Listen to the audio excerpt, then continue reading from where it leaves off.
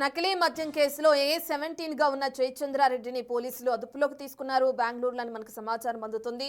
సంబంధించిన పూర్తి డీటెయిల్స్ అందించడానికి మా ప్రతినిధి దామోదర్ అందుబాటులో ఉన్నారు. రైట్ దామోదర్, పోలీసులు బెంగళూరులో అదుపులోకి తీసుకున్నారా జయచంద్రారెడ్డిని? ప్రస్తుతం పోలీసులు అదుపులోనే ఉన్నారా జయచంద్రారెడ్డి? పోలీసులు దీనికి సంబంధించిన వివరాలు ఏమైనా వెల్లడించడం జరిగిందా? డీటెయిల్స్ అంటే రత్న తంబళ్లపల్లి తెలుగుదేశం పార్టీ మాజీ నియోజకవర్గ ఇన్ఛార్జ్ గాను గత ఎన్నికల్లో తెలుగుదేశం పార్టీ పోటీ చేసిన జయచంద్రారెడ్డి నకిలీ మద్యం ములకల చెరువులో తయారవుతున్న నకిలీ మద్యం కేసుకు సంబంధించి ఇప్పటి వరకు గత 4 నెలలుగా అజ్ఞాతంలో ఉన్నాడు.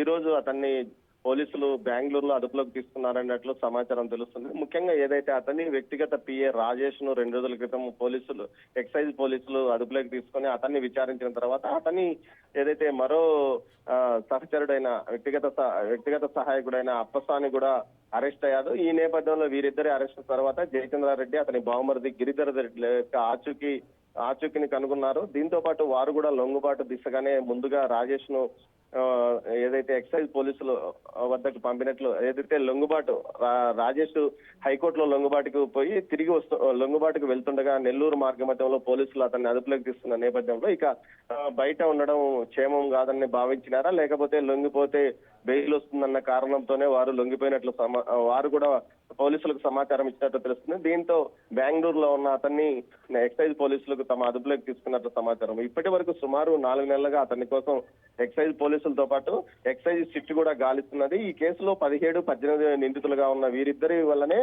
ఏదైతే జనార్దన్ రావు ఇక్కడికి వచ్చి మద్యాన్ని తయారు చేసే యూనిట్ పెట్టగలిగాడు. మొత్తం సహాయ సహకారాలు ఇతనే అందించాడు. ముఖ్యంగా దీంతో పాటు బెల్ట్ షాపులకు మందు సరఫరా కూడా ఇతనే కీలక పాత్ర వహించాడు. మొత్తం ఇది కనుసనల్లోనే వ్యవహారం నడిచింది అంటూ కూడా ఏదైతే రాజేష్ కు సంబంధించిన రిమాండ్ రిపోర్ట్ లో తెలిపారు. ముఖ్యంగా జయచంద్రారెడ్డి చెప్పడం వల్లే తాను మద్యం దుకాణాన్ని నష్టాల్లో నడుస్తున్న సమయంలో నకిలీ మద్యాన్ని అమ్మడం మొదలుపెట్టాను. దీంతో పాటు ఏదైతే బెల్ట్ షాపులకు కూడా సరఫరా చేశానో మొత్తం తన వెనక ఉండి నడిపించింది జయచంద్రారెడ్డి అంటూ కూడా రాజేష్ యొక్క రిమాండ్ రిపోర్ట్ లో ఉంది.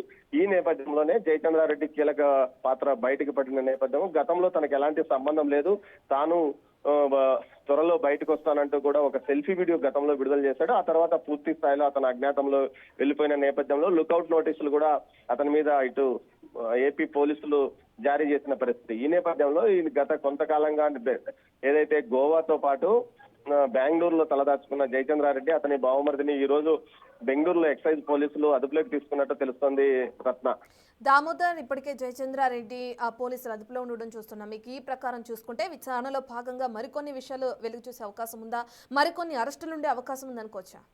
ఖచ్చితంగా ఈ కేసుకు సంబంధించి ఏదైతే నకిలీ మద్యానికి సంబంధించి జోగి రమేష్ తో పాటు అతని సోదరుడు రాములను తమ కస్టడీకి ఇవ్వాలంటూ సిట్ ఇప్పటికే ఏదైతే నకిలీ మద్యానికి సంబంధించిన సిట్టు ఒక పిటిషన్ కోర్టులో దాఖలు చేసిన తంబలపల్లి కోర్టులో దాఖలు చేసింది. దీనికి సంబంధించి ఇప్పటికే నెల్లూరు కోర్టులో ఇబ్రహీంపట్నం కేసులో నెల్లూరు జిల్లా జైల్లో ఉన్నాడు జోగి రమేష్. అతన్ని కూడా కస్టడీకి తీసుకుంటారు. ఈ నేపథ్యంలో జయచంద్రారెడ్డి తర్వాత అసలు ఎందుకు ఈ విధంగా చేయాల్సి వచ్చింది, రాజకీయ ప్రమేయం ఉందా, లేకపోతే సొంతంగా గత ఎన్నికల్లో పోటీ చేసిన సందర్భంగా జరిగిన ఆర్థిక నష్టాల నేపథ్యంగా బయటపడ్డారా, లేకపోతే తెలుగుదేశం పార్టీకి సంబంధించిన ఎవరైనా ప్రజాప్రతినిధులు ఇతనికి సహాయపడుతున్నారా అన్న కోణంలో కూడా అన్ని విషయాలు బయటపడే అవకాశం ఉంది. ఇన్ని రోజులు అతని వెనుక ఎవరో ఉన్నారంటూ ఒక పెద్ద ఎత్తున ప్రచారం జరుగుతున్న నేపథ్యంలో అసలు ఏం జరుగుతుంది అన్న విషయాలు మాత్రం ఏదైతే సిట్ విచారణలో బయటపడే అవకాశం ఖచ్చితంగా ఉంది.